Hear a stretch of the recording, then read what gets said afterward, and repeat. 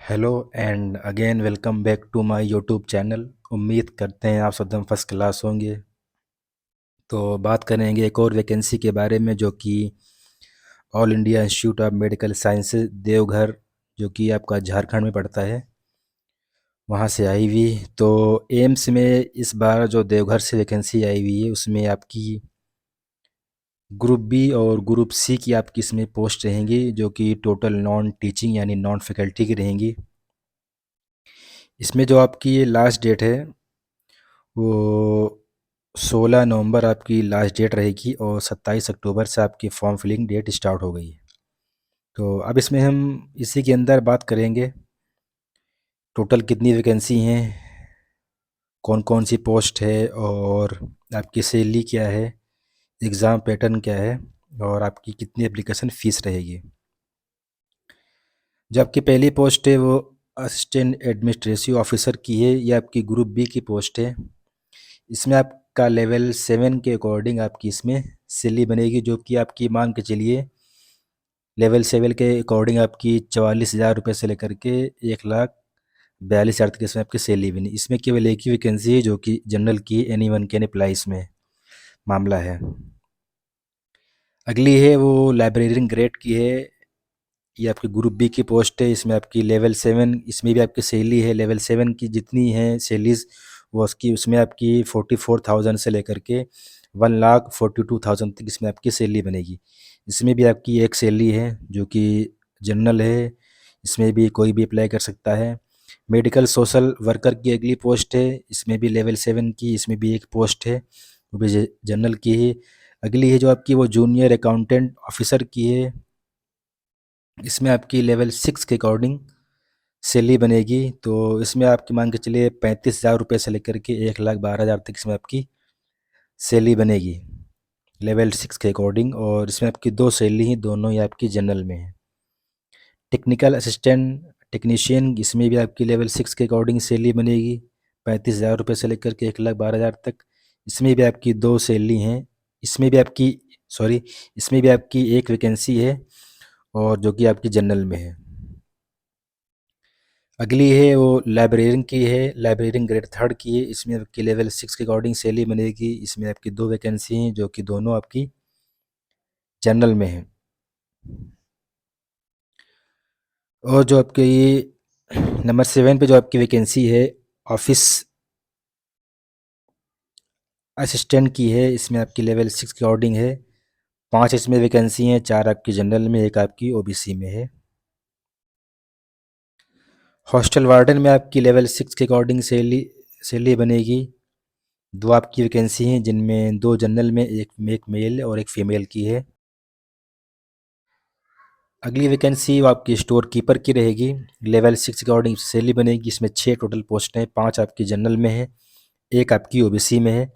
Junior engineer की है civil की, इसमें आपकी 6 के अकॉर्डिंग सैलरी बनेगी, एक इसमें वैकेंसी है। जूनियर इंजीनियर इलेक्ट्रिकल की, इसमें आपकी लेवल 6 के अकॉर्डिंग है, एक इसमें भी आपकी वैकेंसी है।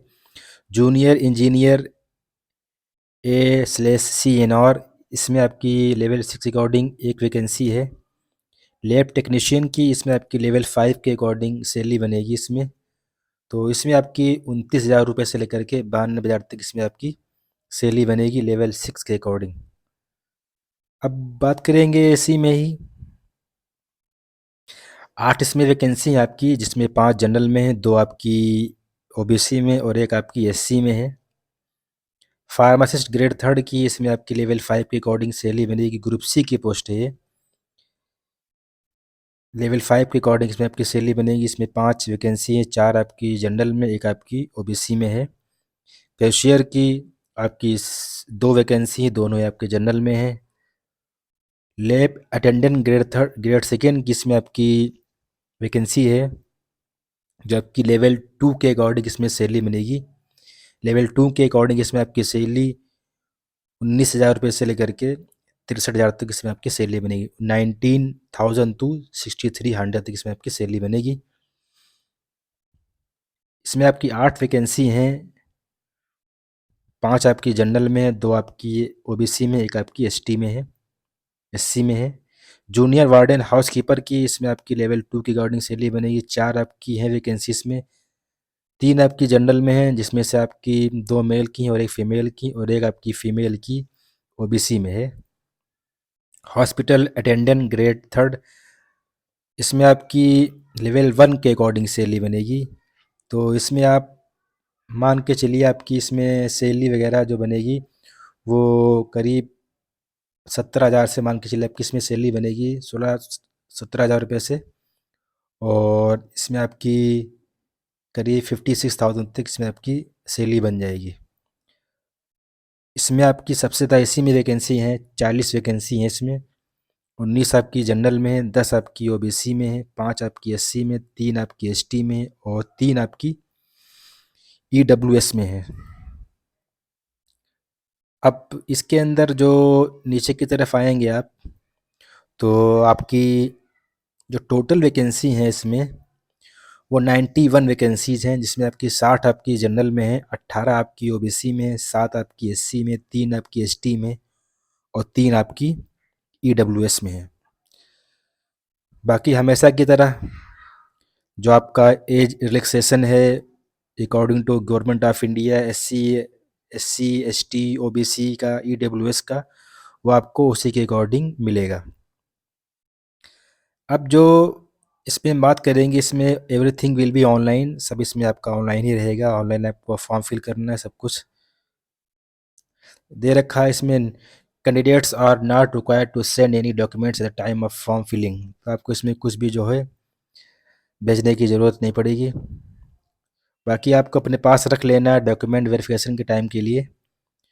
अब बात करेंगे हम इसके अंदर भी जो और चीज़ें हैं उसके बारे में बात करेंगे। आपका सीबीटी का आपका एग्ज़ाम रहेगा इसमें, सीबीटी चॉइस बेस्ड इसमें आपका कंप्यूटर बेस्ड टेस्ट इसमें आपका रहेगा। तो इसमें आपका एक ही एग्ज़ाम रहेगा जो कि आपका सीबीटी रहेगा,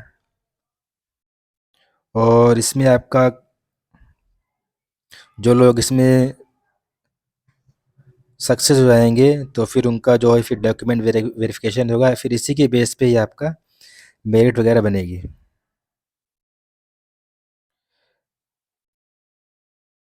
अब इसी में आएंगे तो आप फिर इसी में आपका मेडिकल फिटनेस भी होगा, और और भी जो फिर आपका इसमें प्रोबेशन पीरियड रहता है वो तो आपको पता ही है इसमें। फिर आपका इसमें सिलेक्शन वगैरह जो है वो सब होगा। यहाँ पे आएंगे तो दे रखा है for group B and group C post the mode of selection will be done on the basis of performance of the candidate in computer based test. तो इसमें आपको हमने ऊपर ही बता दिया कि आपका सीबीटी टेस्ट होगा, फिर उसी के बेस पे आपकी मेरिट लिस्ट बनेगी, फिर उसी के बेस पे आपका सिलेक्शन होगा। जो आपके टेस्ट सेंटर रहेंगे वो आपका न्यू दिल्ली, दिल्ली एनसीआर में जो भी आपके रीजन आते हैं, बहुत सारे इसमें डिस्ट्रिक्ट आते हैं एनसीआर के अंदर, वहाँ आपका आपका इसमें सेंटर रहेगा, और कोलकाता और बेंगलुरु में आपका रहेगा। बाकी पीडीएफ आपकी काफ़ी लंबी है, हमेशा की तरह इसको हम जल्दी जल्दी स्क्रॉल करेंगे और जो इम्पोर्टेंट चीज़ है उसी के ऊपर केवल हम डिस्कस करेंगे। फिर जो कैंडिडेट शॉर्टलिस्ट होंगे आपके सीबीटी में सॉरी, फिर फिर उन्हीं का जो है आपका डॉक्यूमेंट वेरिफिकेशन होगा और फिर आपका फाइनल सिलेक्शन आ जाएगा।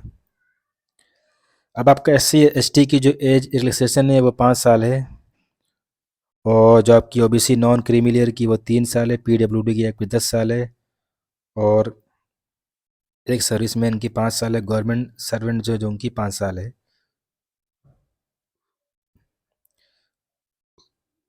अब इसी में आगे तरफ आएंगे तो और भी जो चीज़ें इसमें दे रखी हैं तो मैं हमेशा की तरह फिर बताना चाहूँगा। अब इसमें एप्लीकेशन फ़ीस की बात करेंगे तो जनरल और ओबीसी की 1500 रुपये है, और एससी एसटी ईडब्ल्यूएस की 1200 रुपये है। बाकी पीडब्ल्यूडी और वोमेन की कोई भी फ़ीस नहीं है। मैं आपसे हमेशा एक बात बताता हूँ, जब एम्स की वैकेंसीज आती हैं तो एम्स की वैकेंसी में जो है आपका वो कंपटीशन बहुत कम होता है। उसका रीज़न एक है कि एम्स के अंदर वैकेंसी जो आती हैं उनकी एप्लीकेशन फ़ीस बहुत ज़्यादा रहती है, और हर हर जो आपका स्टूडेंट है उसके अंदर इतना वो नहीं रहता, फाइनेंशियल प्रॉब्लम की वजह से वो इन वैकेंसीज़ को फिल नहीं कर पाता है, क्योंकि फ़ीस, एप्लीकेशन फ़ीस ज़्यादा होती है हमेशा। अब आप देखेंगे 1500 रुपये, 1200 रुपये है। आपकी ST, OST, SC ST और आपकी EWS की भी जो आपकी 1200 रुपये फ़ीस है। तो आप सोचिए कितनी फ़ीस है। तो इसकी वजह से क्या होता है कि लोग फॉर्म को कम फिल करते हैं, तो कंपटीशन आपका कम होता है, तो सिलेक्शन होने के ज़्यादा चांसेस रहते हैं। तो अब हम बात करेंगे इसके क्वालिफ़िकेशन के बारे में। तो इसमें जो आपकी पहली पोस्ट है असिस्टेंट एडमिनिस्ट्रेटिव ऑफिसर, इसमें आपकी एज लिमिट 21 to 30 होनी चाहिए। इसमें अगर आपके पास डिग्री है किसी भी फील्ड में तो आप इसके लिए एलिजिबल हैं। इसमें इसके लिए केवल आपके पास डिग्री होनी चाहिए, जो फर्स्ट नंबर पोस्ट है। बाकी डिज़ायरेबल में अगर आपके पास है तो आपको प्रेफरेंस दिया जाएगा, अगर नहीं है तब भी कोई बात नहीं। नंबर 2 पे जो पोस्ट है लाइब्रेरियन ग्रेड फर्स्ट की, इसमें आपके पास 21 से 35 साल की एज होनी चाहिए। इसमें आपके पास बैचलर डिग्री होनी चाहिए लाइब्रेरी साइंस में, या आपके पास लाइब्रेरी एंड इंफॉर्मेशन सर्विस में आपके पास किसी भी इंस्टीट्यूट से होना चाहिए। और अगर ये आपके पास नहीं है तो आपके पास BSc डिग्री होनी चाहिए, तो भी आप इसके लिए एलिजिबल हैं। और इसके साथ साथ आपके पास 5 साल का एक्सपीरियंस होना चाहिए। और जो नंबर 3 पे दे रखा है ability to use computers hand on experience in office application, तो जो भी एप्लीकेशन वगैरह हैं उनका जो है हैंडल करना है, वो आपको अच्छे से एबिलिटी आपके अंदर हो कंप्यूटर वगैरह अच्छे से चलाने वगैरह की। बाकी जो नंबर 3 पे पोस्ट है आपकी, उसके लिए आपके पास MA होना चाहिए सोशल वर्क में। अगर ये नहीं तो आपके पास MSW होना चाहिए, जो कि आपका मेडिकल सोशल वर्क में आपका स्पेशलाइजेशन होना चाहिए। और इसके साथ साथ आपके पास 5 साल का एक्सपीरियंस होना चाहिए गवर्नमेंट और प्राइवेट हॉस्पिटल का, जिसमें मिनिमम आपका 500 बेड का कोई भी अस्पताल हो वहाँ पे आपका एक्सपीरियंस होना चाहिए, या कोई हेल्थ एजेंसी है तब भी काम चल जाएगा। जूनियर अकाउंट ऑफिसर के लिए पोस्ट है, इसमें आपके पास 21 से 30 साल की एज है। क्वालिफिकेशन इसमें आपके पास इसमें आपके पास ग्रेजुएशन होना चाहिए कॉमर्स में, और 2 साल का एक्सपीरियंस मांगा हुआ है। नंबर 5 पे जो पोस्ट है इसमें आपके पास BSc होना चाहिए मेडिकल लैब टेक्नोलॉजी, या इसके बराबर अगर कोई डिग्री है तो वो हो, और इसके साथ साथ 5 साल का एक्सपीरियंस। अगर ये नहीं है तो आपके पास डिप्लोमा होना चाहिए, diploma in medical lab technology या इसके बराबर कोई डिग्री है तो भी काम चल जाएगा। इसमें आपके पास 8 साल का एक्सपीरियंस होना चाहिए। अगर ये भी नहीं है तो आपके पास 4 post of anaesthesia in operation theatre, BSc in OT techniques या इसके बराबर भी कोई डिग्री है, इसमें आपके पास 5 साल का एक्सपीरियंस होना चाहिए। तो ये फर्स्ट, सेकेंड, थर्ड इनमें से कोई भी डिग्री है, या आपके पास 10+2 आपने 12th किया है साइंस के साथ विद डिप्लोमा इन OT, और आपका डिप्लोमा भी है OT में, OT जो आपकी टेक्निक्स होती हैं, लेकिन इसमें आपके पास 8 साल का एक्सपीरियंस होना चाहिए। तो आपके पास 4 तरीके के आपके पास ये समझ लीजिए डिग्री और डिप्लोमा कोर्सेस है। अगर इनमें से आपके पास एक भी कुछ है और एक्सपीरियंस है तो आप इसके लिए एलिजिबल हैं। लाइब्रेरियन ग्रेड थर्ड की जो आपकी पोस्ट है, इसमें भी आपके पास बैचलर डिग्री होनी चाहिए लाइब्रेरी साइंस में। अगर ये नहीं है तो आपके पास BSc डिग्री होनी चाहिए, और आपके पास 2 साल का एक्सपीरियंस होना चाहिए, professional experience in A library under central या स्टेट या ऑटोनोमस या स्टेचुटरी ऑर्गेनाइजेशन। इनमें किसी भी तरीके का कोई भी ऑर्गेनाइजेशन है वहाँ से आपके पास एक्सपीरियंस होना चाहिए 2 साल का। और फिर वही बात है कि आपके पास ability to use computers hand on experience, आपके पास एक्सपीरियंस होना चाहिए कंप्यूटर वगैरह का। ऑफिस असिस्टेंट की इसमें आपके पास डिग्री होनी चाहिए किसी भी फील्ड में, तो आप इसके लिए एलिजिबल हैं। और प्रोफिशिएंसी आपके पास होना चाहिए कंप्यूटर में, तो ज़्यादातर लोगों को कंप्यूटर का नॉलेज रहता है, तो अगर आपके पास डिग्री है तो आप इसके लिए एलिजिबल हैं केवल। हॉस्टल वार्डन के लिए आपके पास ग्रेजुएट होना चाहिए किसी भी फील्ड में, और आपके पास डिप्लोमा या सर्टिफिकेट होना चाहिए इन हाउस कीपिंग मटेरियल में, डिप्लोमा होना चाहिए। और आपके पास और इसमें आपके पास मैनेजमेंट या पब्लिक रिलेशन या स्टेट मैनेजमेंट में, इनमें से किसी में भी आपके पास डिप्लोमा या सर्टिफिकेट होना चाहिए। इसके साथ-साथ आपके पास 2 साल का इन्होंने एक्सपीरियंस माँगा हुआ है। नंबर 9 पे देखेंगे तो स्टोर कीपर की पोस्ट है, इसमें आपके पास डिग्री होनी चाहिए किसी भी फ़ील्ड में, और इसके साथ-साथ आपके पोस्ट ग्रेजुएट डिग्री या diploma in material management from A university या इंस्टीट्यूट से आपके पास ये होना चाहिए स्टोर कीपर के लिए। और अगर आपके पास ये चीज़ नहीं है, डिग्री, और आपके पास पोस्ट ग्रेजुएट डिग्री या डिप्लोमा नहीं है, तो नंबर 3 पे आएँगे तो बैचलर आपके पास डिग्री होनी चाहिए in material management from a recognised university या इंस्टीट्यूट। तो इसमें सिंपल सी बात है कि आपका एक्सपीरियंस माँगा गया है स्टोर हैंडलिंग का। नंबर 10 पे आएँगे तो आपकी क्वालिफ़िकेशन जो माँगा हुआ है इसमें, ग्रेजुएट इन सिविल इंजीनियरिंग में आपके पास ग्रेजुएट होना चाहिए किसी भी इंस्टीट्यूट या यूनिवर्सिटी से। बाकी डिज़ायरेबल में 2 साल का एक्सपीरियंस अगर वो नहीं है तब भी काम चल जाएगा। अगर आपके पास केवल सिविल इंजीनियरिंग में डिग्री है तो आप इसके लिए एलिजिबल हैं, यानी जूनियर इंजीनियर सिविल की पोस्ट के लिए। और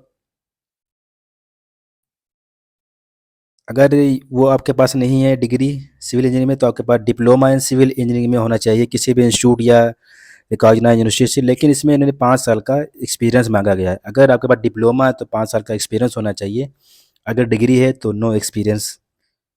जूनियर इंजीनियर इलेक्ट्रिकल की पोस्ट के लिए आपके पास ग्रेजुएट होना चाहिए इन इलेक्ट्रिकल इंजीनियरिंग किसी भी इंस्टीट्यूट से, और अगर आपके पास डिप्लोमा है इलेक्ट्रिकल इंजीनियरिंग में तो आपके पास 5 साल का एक्सपीरियंस मांगा हुआ है। बाकी डिज़ायरेबल में जो होता है उस वो आपके लिए ज़रूरी नहीं, अगर है तो आपको प्रेफ़रेंस मिल जाएगा, नहीं है तो कोई बात नहीं। जूनियर इंजीनियर के लिए आपके पास ग्रेजुएट होना चाहिए इन इलेक्ट्रिकल या मैकेनिकल इंजीनियरिंग में किसी भी इंस्टीट्यूट या यूनिवर्सिटी से, और अगर आपके पास डिप्लोमा है इलेक्ट्रिकल या मैकेनिकल में तो आपके पास 5 साल का एक्सपीरियंस होना चाहिए in repair and maintenance of large scale air condition का आपके पास, या रेफ्रिजरेशन का आपके पास, या रेफ्रिजरेशन का आपके पास एक्सपीरियंस होना चाहिए 5 ईयर का। लैब टेक्नीशियन की जो पोस्ट है इसमें आपके पास 10+2 मांगा है केवल। साइंस में आपके पास 12th होना चाहिए साइंस में, और diploma in medical lab technology जिसको DMLT भी बोलते हैं, ये आपके पास होना चाहिए। फार्मासिस्ट ग्रेड सेकंड की पोस्ट है, इसमें आपकी एज 21 टू 27 है। इसमें आपके पास diploma in pharmacy from a recognised university, तो आपके पास अगर डिप्लोमा है फार्मेसी में तो आप इसके लिए एलिजिबल हैं। बाकी इसमें दे रखा है कि should be A registered pharmacist under pharmacy act 1948, तो आपका इसमें रजिस्टर्ड होना चाहिए फार्मासिस्ट अंडर फार्मासिस्ट एक्ट 1948 के तहत आपका इसमें रजिस्ट्रेशन होना चाहिए। डिप्लोमा के साथ साथ आपका इसमें रजिस्ट्रेशन भी होना चाहिए। बाकी in experience in manufacture storage testing of transfusion fields in reputed, तो इसमें आपका एक्सपीरियंस थोड़ा सा मांगा हुआ है मैन्युफैक्चर में, स्टोरेज में और आपका टेस्टिंग में।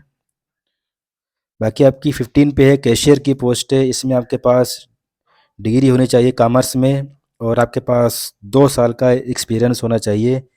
बाकी जो आपके कंप्यूटर एप्लीकेशंस हैं इनमें आपकी प्रोफिशिएंसी होनी चाहिए। लैब अटेंडेंट ग्रेड सेकंड में आपके पास 12th होना चाहिए विद साइंस, और DMLT आपके पास इसमें होना चाहिए diploma in medical lab technology. Junior warden की पोस्ट आपकी इसमें आपके पास ग्रेजुएशन होना चाहिए किसी भी इंस्टीट्यूट से किसी भी फील्ड में, और आपके पास में 2 साल का एक्सपीरियंस होना चाहिए एज ए जूनियर वार्डन, या इसके अलावा इसके साथ इसके इक्विवेलेंट अगर आपने कुछ भी किया है कॉलेज में तो वो भी आपका चल जाएगा इसमें, लेकिन एक्सपीरियंस है इसमें 2 साल का। हॉस्पिटल अटेंडेंट ग्रेड थर्ड की पोस्ट है, इसमें आपके पास मेट्रिकुलेशन 10th अगर आपके पास है किसी भी स्कूल बोर्ड से तो आप इसके लिए एलिजिबल हैं। बाकी इसमें certificate course in hospital service conducted by a recognised organisation, तो इसमें आपके पास सर्टिफिकेट कोर्स होना चाहिए किसी भी हॉस्पिटल सर्विसेज का conducted by a recognised organisation. तो इसमें कोई अच्छा आपके पास ऑर्गेनाइजेशन हो, जैसे आपका सच एज, इसमें एग्जांपल दे रखा है such as St John's Ambulance, तो इस तरीके का आपके पास सर्टिफिकेट कोर्स भी होना चाहिए। तो अगर आपके पास ये जो भी इसमें क्वालिफिकेशन वगैरह है, ज़्यादातर आपकी फील्ड में ग्रेजुएशन मांगा है या किसी में मास्टर मांगा हुआ है। कुछ कुछ आपकी फील्ड ऐसी पोस्ट ऐसी हैं जिनमें आपका जो है वो एक्सपीरियंस मांगा गया है। तो जो भी आपके लिए इसमें है, सबसे बेहतर यही रहता है कि आप पीडीएफ को अच्छे से समझ लें, वही आपके लिए बेहतर रहता है। जो आपका एग्ज़ाम रहेगा, टेस्ट स्ट्रक्चर रहेगा, उसको भी आप देख लेना, क्योंकि फिर पीडीएफ काफ़ी लंबी हो जाएगी फिर। तो असिस्टेंट एडमिनिस्ट्रेटिव ऑफिसर की इसमें जो आपका पोस्ट है उसके लिए आपका क्या रहेगा, जनरल इंटेलिजेंस वगैरह दे रखा है, basic concept of management computer knowledge दे रखा है, इसमें ये सब आपका दे रखा है। कैशियर का इसमें दे रखा है, सिलेबस पूरा सिस्टम दे रखा है जो भी इसका है। अगर एक एक करके डिस्कस करेंगे तो काफ़ी लंबा हो जाएगा फिर। तो फॉर्म पहले आप सिलेबस को देख लेना, और फिर इसके बाद और भी चीज़ें उनको भी देखना पड़ेगा आपको। इसीलिए मैं स्लोली स्लोली इसको स्क्रॉल कर रहा हूँ कि आप अच्छे अच्छे से इसको समझ लें, वरना आप कहेंगे आपने बड़ी जल्दी ली जो है इसको स्क्रॉल कर दिया। बाकी और भी इसके अंदर जो चीज़ें थी वो तो हमने डिस्कस कर दी हैं। और अगर आप इसके लिए एलिजिबल हैं और तो आप इसके लिए इस फॉर्म को ज़रूर फिल कर लें। देखेंगे ज़्यादातर आपके 100 क्वेश्चन दे रखे हैं, 100 मार्क्स के हैं, 2 घंटे का पेपर रहेगा, हिंदी इंग्लिश दोनों लैंग्वेज में आपका एग्ज़ाम होगा। तो आपके लिए बड़ी आसानी है इसमें। और सिलेबस लगभग आप देखेंगे तो सेम ही सिलेबस है सभी का, और कुछ कुछ का सिलेबस थोड़ा सा इन्होंने अलग किया है, लेकिन 90% आप देखेंगे कि 95% भी आप देखेंगे तो इसमें आपका सिलेबस वो सेम ही दे रखा है सभी का। अप्लाई कैसे करना है ये तो आप सबको पता है, कैसे अप्लाई करना है बता ही दिया है, इसकी साइट पे जा कर के आपको अप्लाई कर देना है। बाकी इसमें ये दे रखा है www.aimsdevghar.edu.in पे जाएंगे, फिर वहाँ आप जा कर के इसको अप्लाई कर सकते हैं, हमेशा की तरह जैसा आप करते हैं और भी वैकेंसीज़ के अंदर। ऑनलाइन मोड सारा रहेगा इसमें, फॉर्म फिलिंग का भी, आपकी जो फीस रहेगी उसका भी, सभी का इसमें जो है सब कुछ वो ऑनलाइन ही रहेगा। वैसे भी काफ़ी इतनी लंबी पीडीएफ हो गई है, और वीडियो भी आपका काफ़ी लंबा हो गया है, लेकिन जो इम्पोर्टेंट चीज़ होती है उनको डिस्कस करना ज़रूरी है। फिर भी मैंने बहुत सारी चीज़ों को छोड़ दिया, जैसे सिलेबस को मैंने डिस्कस नहीं किया अच्छे से, क्या पैटर्न रहेगा उसको भी डिस्कस नहीं किया है। तो इसके लिए आप ज़रूर पीडीएफ को अच्छे से समझ के फिर इस फॉर्म को फिल करना।